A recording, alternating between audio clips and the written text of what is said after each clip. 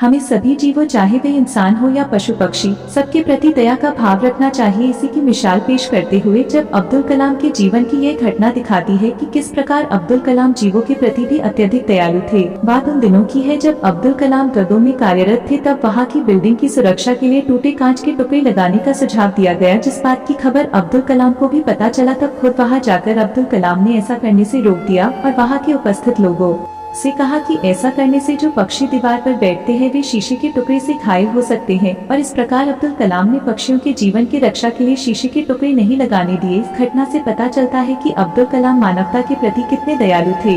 वो कहा जाता है न कि मन के हारे हार है, मन के जीते जीत। अब्दुल कलाम बचपन से पायलट बनना चाहते थे और जिसके लिए उन्होंने देहरादून एयरफोर्स अकादमी में फॉर्म भी भर दिया, लेकिन परीक्षा में कम अंक आने से उनका चयन नहीं हुआ।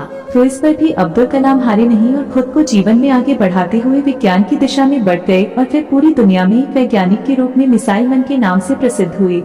अब्दुल कलाम अपने जीवन में खुद को कभी बड़ा व्यक्ति नहीं मानते थे। वे अपने को सबके बराबर एक समान समझते थे। जब उन्हें वाराणसी में ITI के दीक्षांत समारोह में बुलाया गया तो उन्होंने देखा कि स्टेज में 5 कुर्सियां लगी हुई है, जिनमें बीच वाली कुर्सी बड़ी और उन सबसे ऊंची भी थी, जिस पर उन्हें बैठने को कहा गया। तो कलाम सर ने उस पर बैठने से मना कर दिया। कहा कि मैं भी आप लोगों के बराबर का ही व्यक्ति हूँ, अगर सम्मान करना है तो इस पर कुलपति जी बैठाइए। जिसके बाद अब्दुल कलाम सबके समान वाली कुर्सी पर ही बैठे।